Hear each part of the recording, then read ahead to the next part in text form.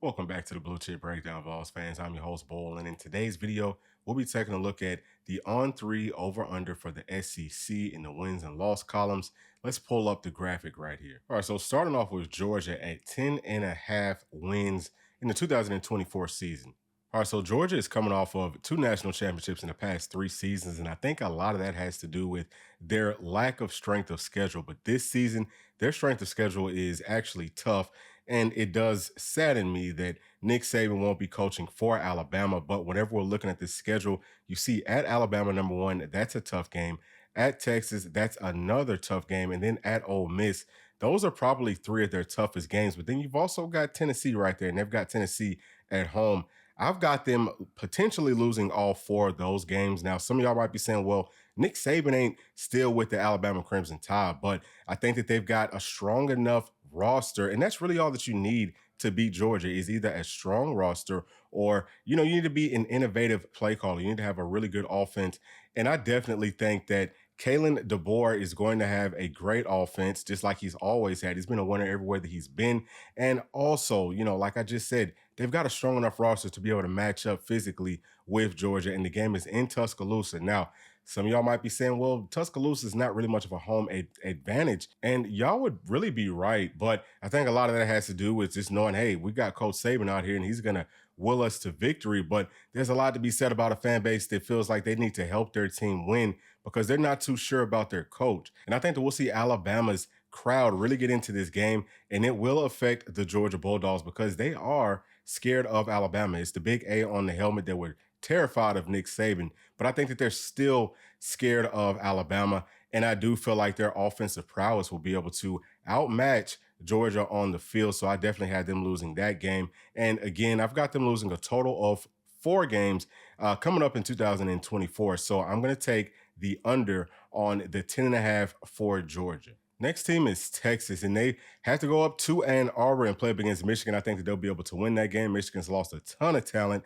They lost Jim Harbaugh, so I don't think that they'll be as well coached, but I do think that Texas will be able to win this game. Now, Texas is, I want to say, like number 2 as far as talent that's returning to their roster. So they're pretty much the exact same team that they have been. And I think that having all of these guys returning in a championship push, okay, they lost in the semifinals of the playoffs this past season.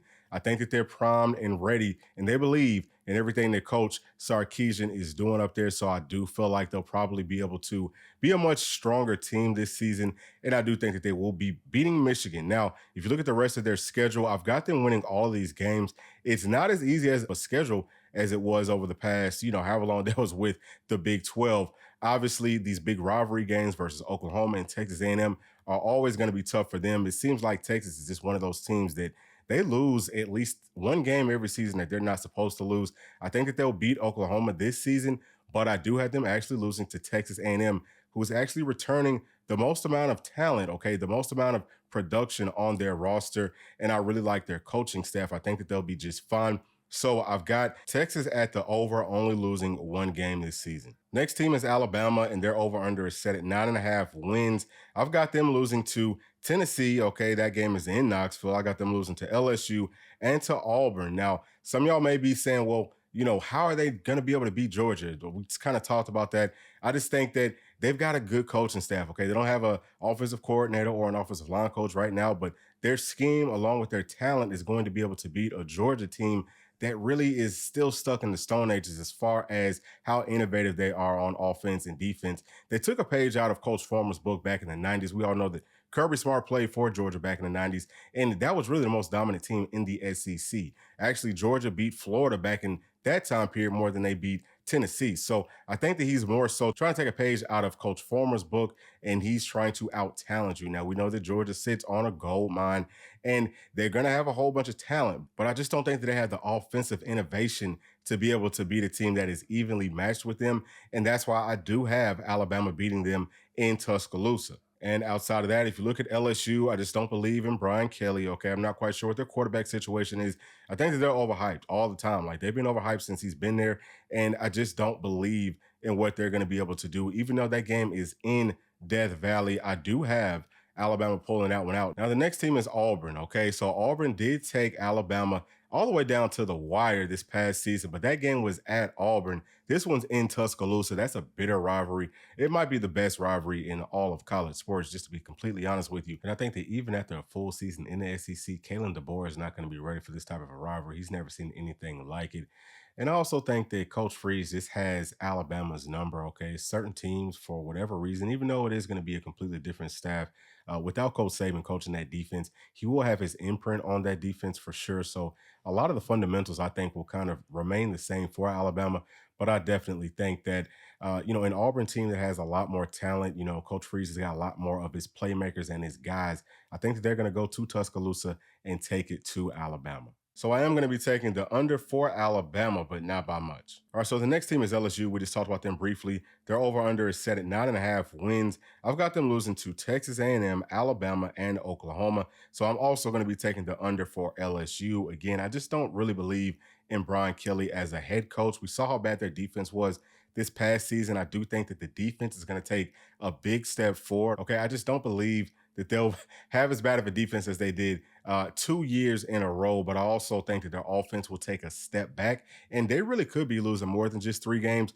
But just looking at their schedule, I think that 3 makes a whole lot of sense. All right, so the next team is Mizzou, and I'm definitely taking the under on them. I've got them losing 4 games to Texas A&M, Auburn, Alabama, and Oklahoma. I don't believe in Coach Drink. I don't believe in Missouri, period. They've got a good team every like 3 to 4 seasons, and then after that, they tend to kind of like fall off. So they had a really good one this past season, but I just don't believe in them as a program to be able to sustain winning in back-to-back seasons. Now, they are returning a whole lot of good depth. There's a lot of good players that are coming back for their team, but they are also losing a star running back that I think is very underrated. And I think that he was really a big part of the reason that their offense moved as well as it did. We'll see what they have behind him, but it's hard to find somebody like that who was like a 5th or 6th year senior or something like that. He played a whole lot of college football. He was basically a grown man playing with college football players. And I think that they're going to take a big step back this upcoming season. Next team is Ole Miss, and their over/under is set at 9.5 wins. I'm definitely taking an over on this one.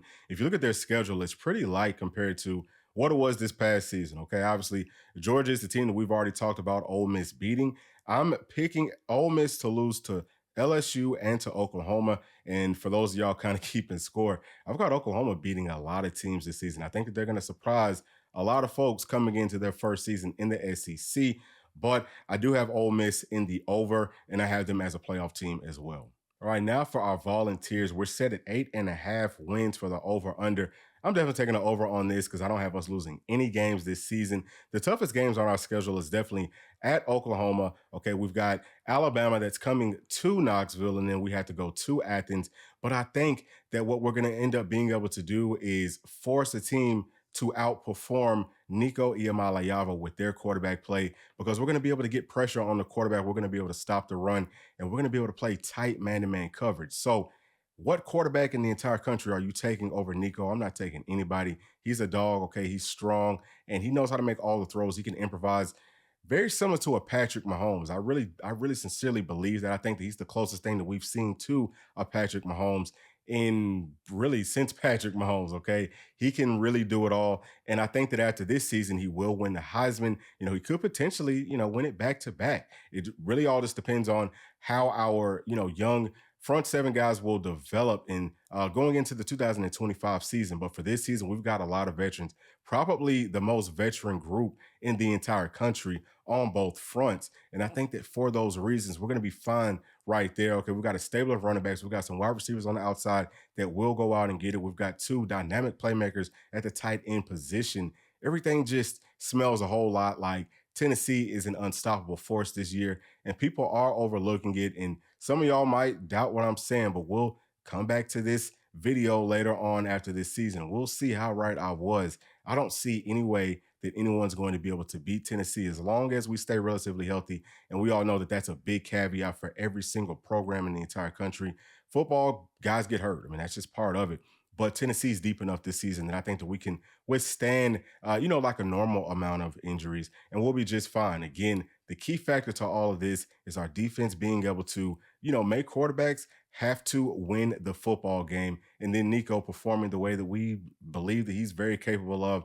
Man, I think that he is for sure the number one draft pick coming out of the 2025 season. And again, I think he's got a great opportunity to win back to back Heisman's, especially if he performs very well in 2025. Okay. If you look at the way this offense is set up, if you have over 6,000 yards from scrimmage and over about 40 to 50 touchdowns in, your second year after coming off of a Heisman Trophy winning year, will they be able to keep you away from winning it? We know that they kind of try to do that, but I don't think that you can deny somebody that has a season like that. And we're still a long way away from that. But that's the way that I foresee it. I just don't see the way that he set up, the way that he fits his offense to a T, the way that we went out and got dogs on the outside, the great stable of running backs that we've got, all these great offensive linemen that we have come back for 24. And again, how will they develop in 25? I think that it spells a recipe for what could potentially end up being the best college football run of any player in the history of the game.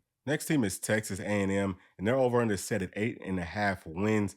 They've got a pretty easy schedule. Okay, they've got LSU at home, but I do have them losing at Auburn later on in the season. But I don't see them losing to anybody else because they are returning the most amount of production in all of the SEC. I think it's like 72% or something like that. So they've still got a whole lot of dogs on that team, and they've got a really good coaching staff. So I think that they'll get everything figured out there pretty quickly. And again, just looking at that schedule, they should be able to pretty much run those tables. But I do have Coach Freeze beating them later on in the season at Auburn. All right, so the next team is Auburn, and they are set at 7.5 wins. I'm definitely taking the over on this because I've only got them losing 2 games, and that is at Georgia. And honestly speaking, if Georgia wasn't going to be losing to Alabama the week before this, I probably would be picking Auburn to win this game, even though it's at Georgia. But I do have them losing it for now, and also have them losing to Oklahoma. That's the only twos that I have. I do think that Coach Freeze is going to get that thing right real quick. All he needs is a good quarterback. It sounds like they've got one, and the offense is going to move. Okay. It's really hard to stop. We saw them take Alabama and Georgia down to the wire with pretty much no talent on that entire roster. So I've got Coach Freeze making the playoffs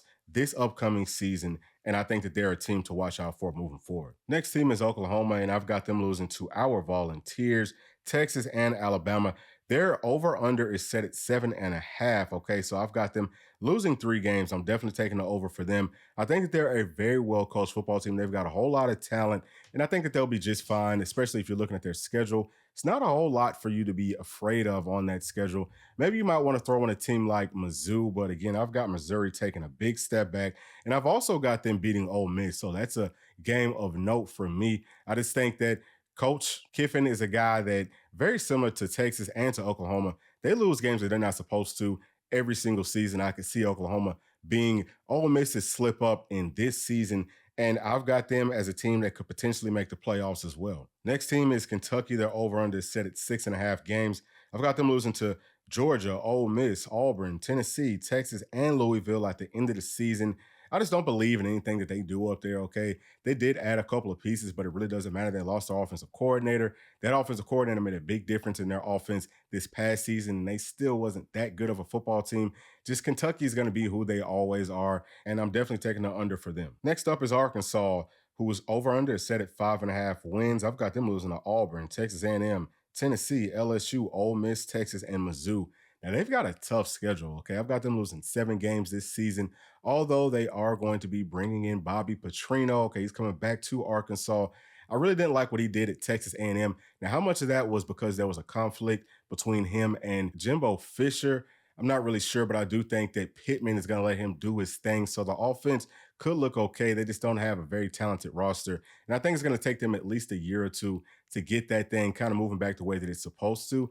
And that's probably going to be too late because Pittman will probably end up getting fired if they do what I think that they're going to end up doing and losing 7 games. So I'm taking the under for Arkansas. Next team is Florida. They're over under set at 5.5 games. I think that's really high. They've got a brutal schedule. Okay, I've got them losing to Miami, Texas A&M, Tennessee, Georgia, Texas, LSU, Ole Miss, and Florida State.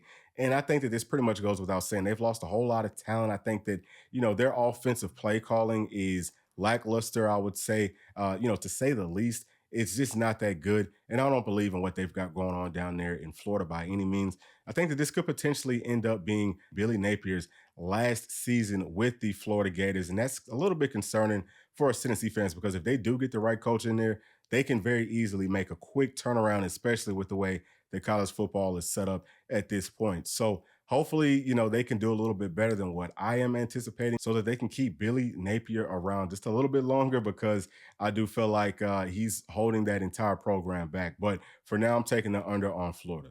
Next team is South Carolina. The over/under is set at 5.5 wins. I've got them losing to LSU, Ole Miss, Alabama, Oklahoma, Texas A&M, Missouri, and Clemson.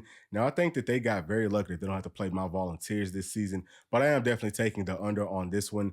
I just don't know what they're going to be able to do. Okay. Their team didn't look very good this past season. The offensive line struggled significantly. And I think that they actually had one of the best quarterbacks probably in this entire draft once we look back on it 5 to 10 years from now. And Spencer Rattler, he's a phenomenal talent. And they just really didn't know how to utilize him, especially this past season. I think they've got a ways to go. And that's another coach that's probably on the hot seat, but we'll keep a very close eye out on it. I think that they're going to come in just short of the over under that's been set by On3. Next team is Mississippi State. Their over under is set at 4.5 wins. I've got them losing to Florida, Texas, Georgia, Texas A&M, Tennessee, Missouri, and Ole Miss.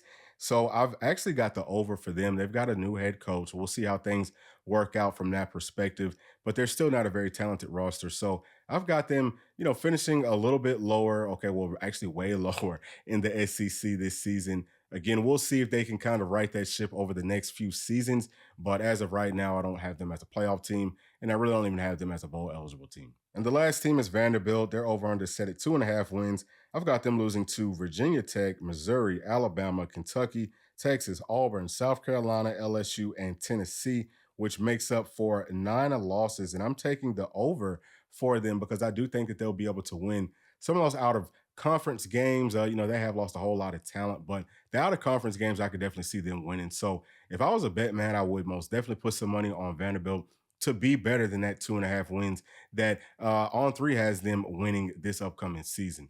But that's going to be it for this video, and I would love to hear y'all's thoughts down in the comments section. Please let me know what y'all's over under is, especially for our volunteers. Do you think I'm crazy picking us to go undefeated and to win a national championship and having Nico Iamaleava winning the Heisman Trophy? Or are we all on the same page with just how deep this team is this season? And do we really believe in Josh Heupel and what he can do with a pretty much loaded roster? This is the best roster that he's had since he's been up in Knoxville. But as always, please make sure to like, subscribe, hit that notification bell, and we'll see y'all in the next one. Thanks. Peace.